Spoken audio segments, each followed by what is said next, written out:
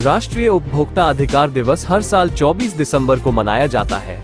इसका उद्देश्य उपभोक्ताओं को विभिन्न प्रकार के शोषण जैसे दोषपूर्ण सामान, सेवाओं में कमी और अनुचित व्यापार प्रथाओं के खिलाफ प्रभावी सुरक्षा उपाय प्रदान करना है। इस खास मौके पर उपभोक्ता अधिकार की जागरूकता हेतु कई तरह के अभियान चलाए जाते हैं और उनके अधिकारों की बात की जाती है, जिसका मकसद उपभोक्ता को उनके अधिकारों के बारे में बताना है।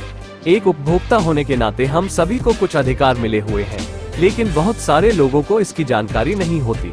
सामाजिक कार्यकर्ता चौधरी हरपाल सिंह राणा दिल्ली मेट्रो को उपभोक्ता की श्रेणी में लाने का लंबे समय से प्रयास कर रहे हैं, तो आइए जानते हैं।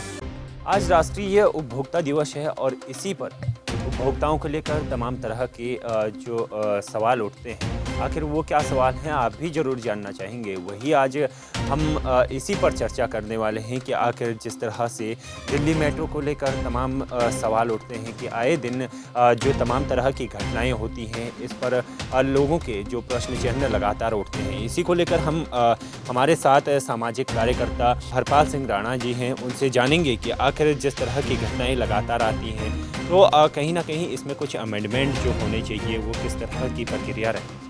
देखिए, राष्ट्रीय उपभोक्ता के तहत जो नियम है 1986 और 2019, दो नियम राष्ट्रीय उपभोक्ता के तहत बनाए गए हैं। दोनों नियमों में दिल्ली मेट्रो सहित देश में जितनी भी परिवहन व्यवस्थाएं हैं सभी उपभोक्ता के तहत आती हैं, सिर्फ दिल्ली मेट्रो को छोड़कर। दिल्ली मेट्रो अभी तक उपभोक्ता के तहत नहीं आती है। मैं लगभग 15 वर्षों से इस पर प्रयास कर रहा हूँ और 10 बार मेट्रो ने अलग अलग जवाब दिए हैं। पहले कई साल तो जवाब नहीं दिए, बोले आप मांग नहीं सकते हैं। 2015 में कहा कि दिल्ली मेट्रो उपभोक्ता की श्रेणी में आएगी।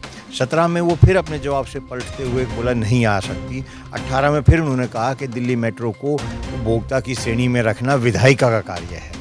और 19 में फिर वो पलट गए। उस वक्त 2019 में नया उपभोक्ता कानून आया, तो हमने उसके तहत उनसे जानकारी मांगी, तो उन्होंने कहा कि उपभोक्ता के तहत दिल्ली मेट्रो उपभोक्ता के तहत आती है। 15 में कहा था, 4 वर्ष फिर मुकर गए थे, फिर उन्होंने मान लिया। फिर हमने पूछा कि आती है तो इसको जो सुविधाएं दी जानी चाहिए वो दी जा रही हैं कि नहीं दी जा रही है। तो बोले हम कोई सुविधा नहीं दे सकते, आपने हमारे जो पत्र है उसका गलत मतलब निकाल लिया है और दिल्ली मेट्रो के तहत कोई सुविधा नहीं दी जाती।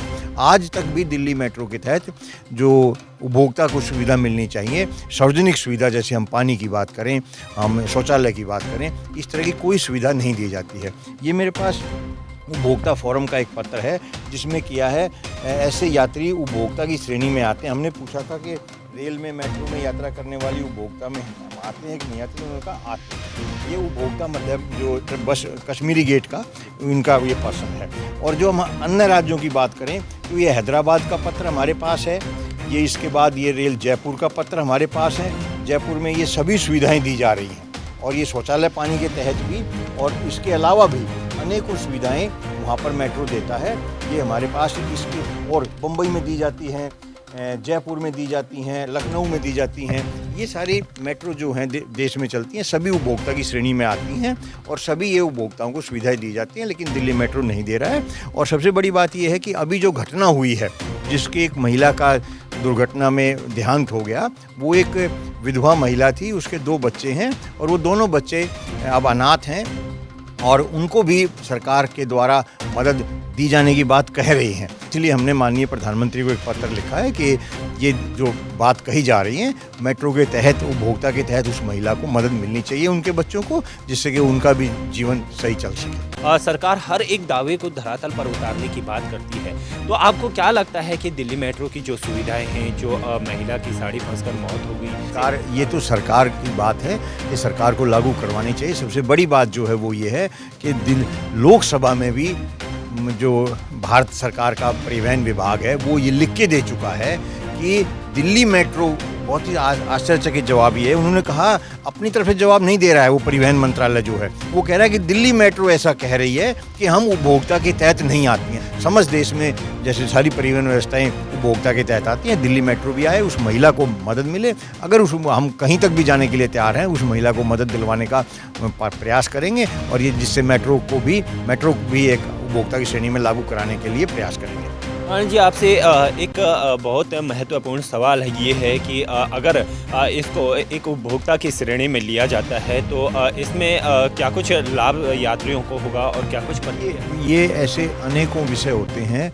उपभोक्ता के तहत सबसे महत्वपूर्ण तो ये है कि अगर कोई दुर्घटना होती है तो उसको उस व्यक्ति को हर्जाना मिलता है। दूसरा, सार्वजनिक सुविधाएं मिलती हैं, शौचालय निःशुल्क मिलता है, पानी निःशुल्क मिलता है, और जो वहाँ पे सुविधाएं व्यक्तियों को दी जानी चाहिए, ऐसे 20 सुविधाएं हैं जो इसमें दी गई हैं, दूसरे राज्यों में, जयपुर में, लखनऊ में दी जा रही हैं, वो उनका हक बन जाता है। लेकिन हक उसी वक्त बनता है जब मेट्रो अपने आप को ये कहे या सरकार उसके ऊपर दबाव दे, सरकार उसको कहे कि आप उपभोक्ता की श्रेणी में आते हैं, तो वो सभी सुविधाएं जनता को मिलेंगी, जिससे जनता का बहुत अधिक फायदा होगा।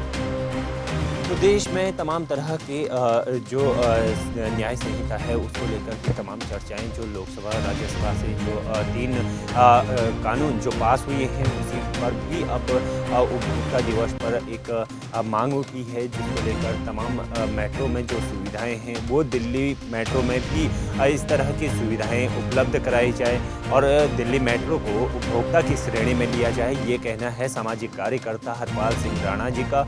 और तमाम तरह के जो दावे सरकार करती है तो उसको धरातल पर उतारने का पूरा प्रयास है जो कि सरकार करे, ऐसी उन्होंने बात कही है। तो ये भी देखना होगा कि आखिर सरकार इस पर कब तक कार्रवाई करती है और कब तक उपभोक्ता की श्रेणी में दिल्ली में